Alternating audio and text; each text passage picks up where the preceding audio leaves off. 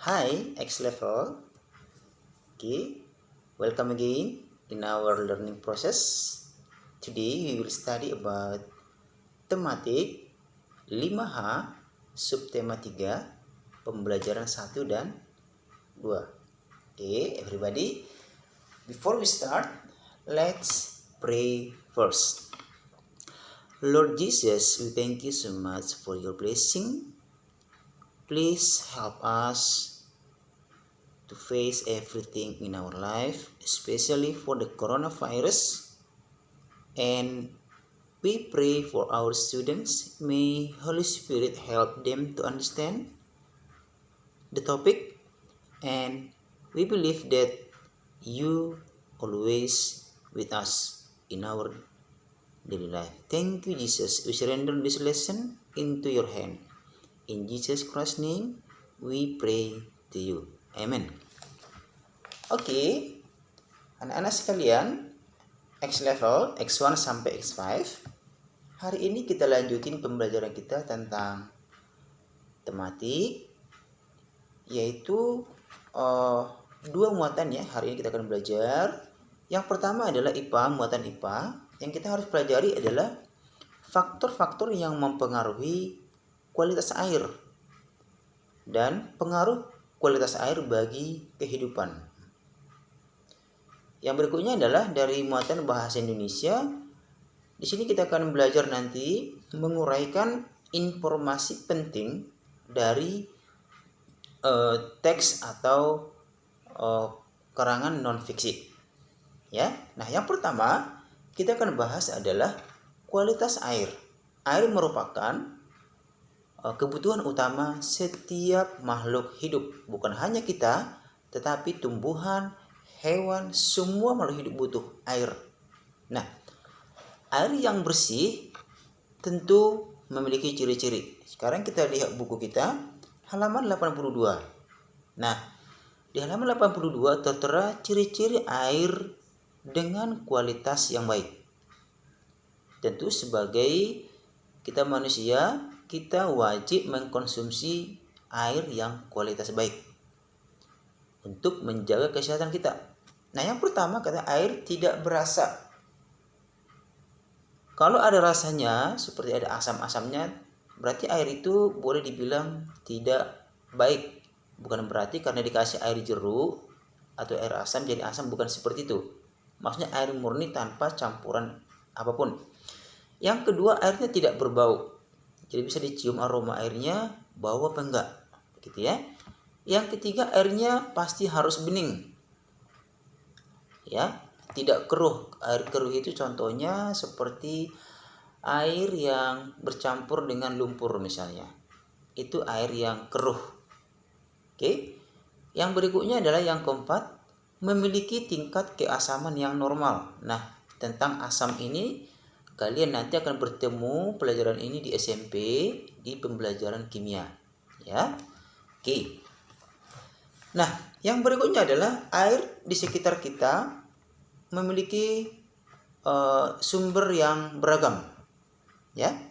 Nah, di buku kita dijelaskan ada sumbernya dari air laut, air permukaan. Air permukaan ini adalah air yang mengalir, bisa sungai, bisa air danau, air kolam, air waduk, begitu ya. Terus ada air tanah. Air tanah itu air yang tersimpan di dalam tanah, ya. Yang berikutnya adalah mata air. Nah, mata air ini bisa ditemukan di antara bebatuan. Kalau kita di Batam mungkin susah mencari itu, karena kita di Batam air kita tersedia melalui ATB yang ada di setiap rumah. Kalau di kampung kami, mayoritas orang ngambil air dari dalam tanah dengan cara menggali tanah yang kita namakan sumur. Air itu berasal dari dalam tanah, itu yang diambil oleh masyarakat untuk dikonsumsi, untuk dipakai untuk kebutuhan sehari-hari. Yang berikutnya adalah air yang berasal dari hujan. Ya, puji Tuhan, 3 hari terakhir ini ya, hujan sudah turun di kota kita. Kalau kita lihat dam, daerah tampungan air di kota Batam sudah sangat menipis stoknya karena musim kemarau yang berkepanjangan. Oke. Nah, jadi kualitas air itu harus tetap dijaga apalagi saat kita mengkonsumsinya. Karena kalau kita mengkonsumsi air yang tidak sehat, bisa membuat kita menjadi mengalami yang namanya sakit, ya. Nah, selanjutnya kualitas air sangat berpengaruh kepada kehidupan semua makhluk hidup, bukan hanya manusia, tetapi juga hewan dan tumbuh-tumbuhan. Maksudnya gimana? Contohnya begini. Kalau air yang bercampur dengan deterjen atau sabun kita siramkan ke tumbuhan, ke bunga yang ada di depan rumah kita, maka tumbuhan itu atau bunga itu akan mengalami yang namanya gangguan karena kandungan deterjen yang tercampur di dalam air tadi. Jadi sebaiknya untuk menyiram tanaman kita gunakan air sisa cucian sayur-sayuran. Misalnya sebelum masak, sayur kan dicuci, ya. Air itu bekasnya itu yang dipakai menyiram tanaman. Tapi kalau bekas bilasan cuci pakaian yang sudah ada deterjennya, sebaiknya jangan, ya. Itu harus kita jaga. Nah, kualitas air itu harus dijaga. Kenapa? Karena itu sangat mempengaruhi kelangsungan hidup manusia. Oke, beberapa cara kita harus tahu cara memelihara ketersediaan air bersih di sekitar kita.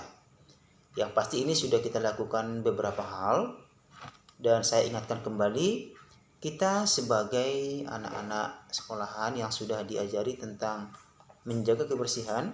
Yang pertama, kita harus menjaga kebersihan lingkungan dengan tidak membuang sampah sembarangan. Kita harus jangan sampai kita membuang sampah apapun ke sungai atau ke sumber air. Ya, kita bisa lihat di halaman 88. Di situ tertera bagaimana cara menjaga ketersediaan air bersih supaya kelangsungan hidup kita, tumbuh-tumbuhan dan hewan juga bisa berlangsung dengan baik. Oke. Nah, dari video ini, pembelajaran ini, Teacher Edo akan menyuruh kalian mengerjakan 2 soal saja. Yang pertama, kita lihat ya di halaman 89. Kalian kerjakan yang soal nomor 2 dan 3, ya. Itu yang pertama, mengapa kita harus menjaga dan memanfaatkan sumber air secara bijak. Yang kedua, apa saja yang dapat dilakukan untuk menjaga ketersediaan air bersih. Tulis di notebookmu, nanti hasil kerjamu fotokan kirim ke main teacher masing-masing. Mudah-mudahan bermanfaat. Kita berdoa mengakhiri pembelajaran kita. Mari kita berdoa. Lord Jesus, we thank you so much. We have finished to study this lesson. May God help our students to understand and to do some exercise. We believe you always with us and guide us in our daily life. Thank you, Jesus. We submit our life into your hand. In Jesus Christ's name, amen. Oke, sampai di sini pembelajaran kita. Tetap sehat, stay at home, dan Tuhan memberkati kita. Amen.